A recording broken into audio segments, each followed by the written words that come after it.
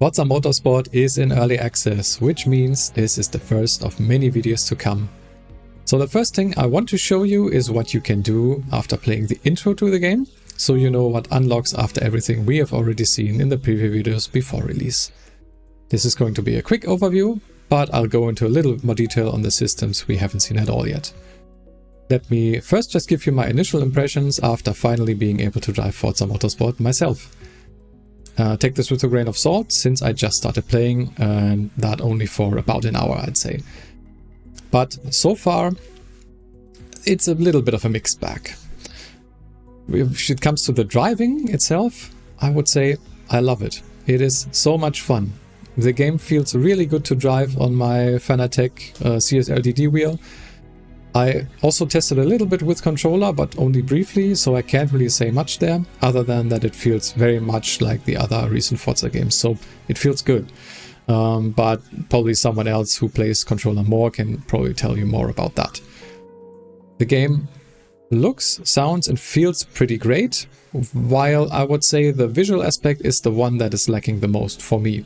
I'm on PC, not with the most powerful spec, with an AMD third generation processor and a 3060 graphics card. I would say I would have expected more, let's say it like that. I had to tweak the settings quite a bit to get at least decent visual quality for me, while also having good performance, so 60 plus FPS, while also recording for YouTube. So it's a little bit more of a strain on my system, I would guess, I'm pretty sure.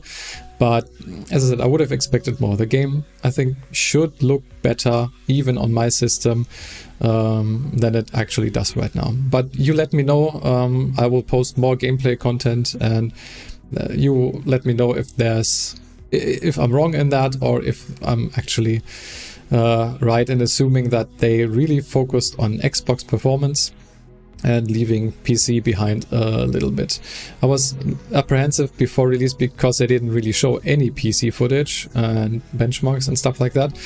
And I've seen some mixed reviews as well online, so I'm not alone in this experience, I think.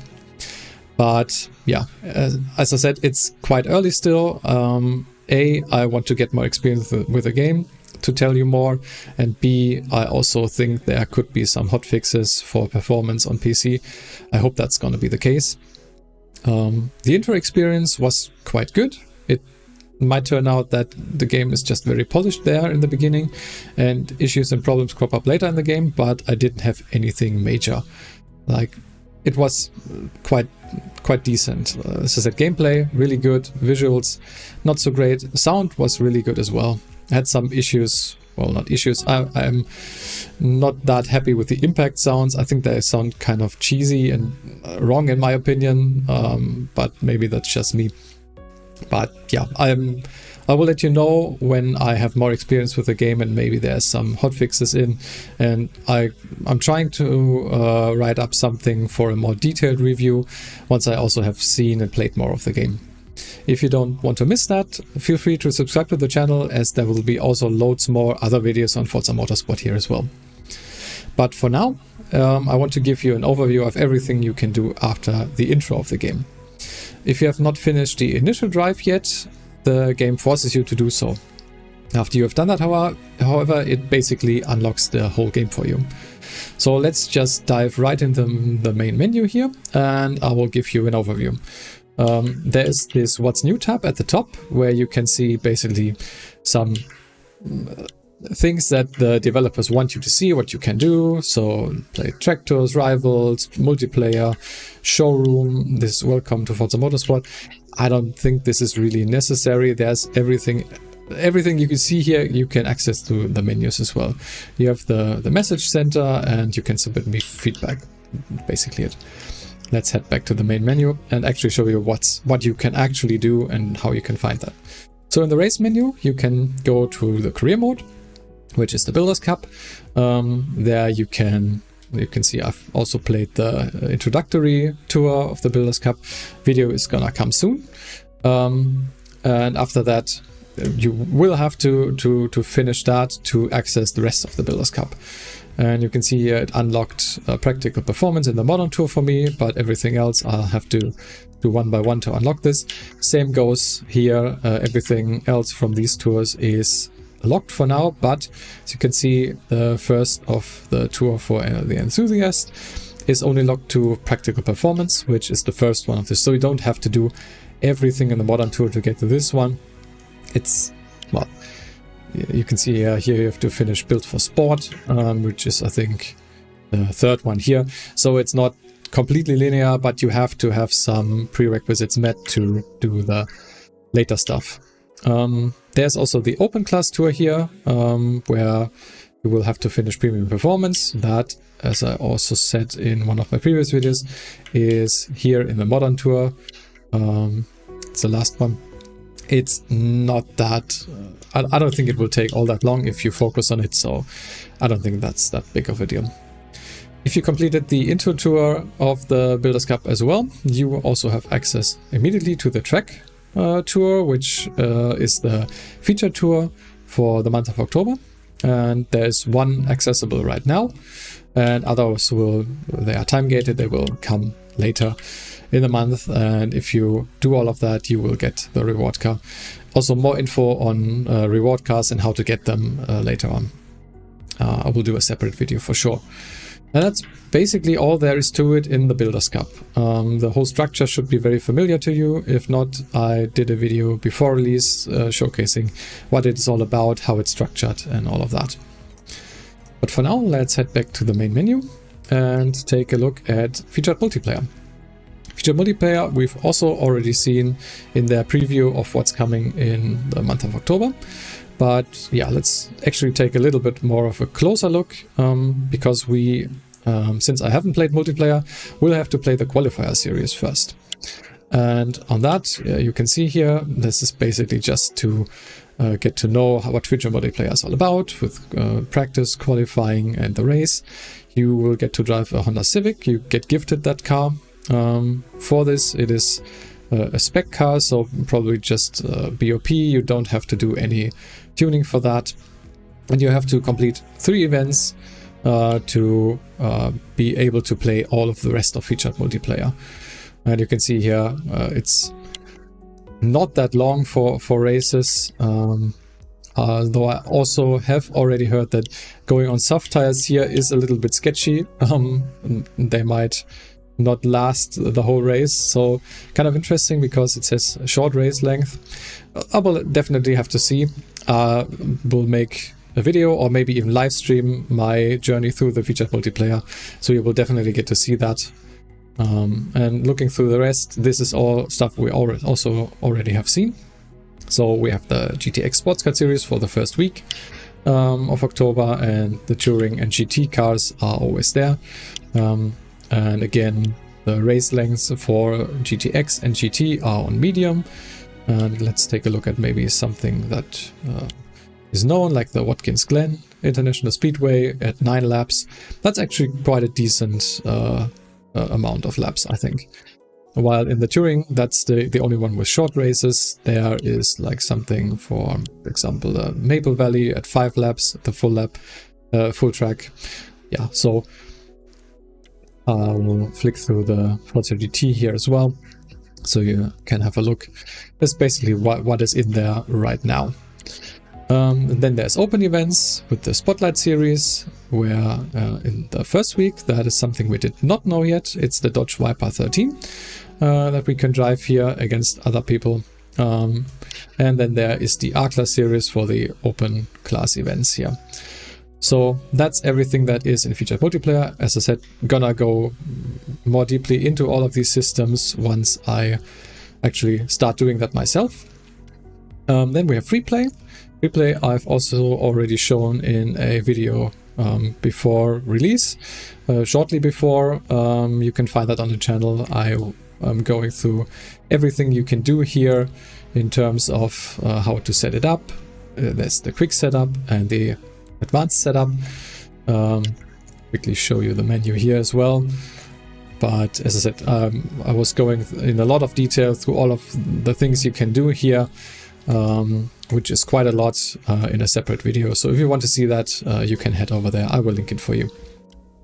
We are now instead gonna head to Rivals, where I'm really happy that they redid the menus here. I think it was really clunky, at least for open time attack in the previous game.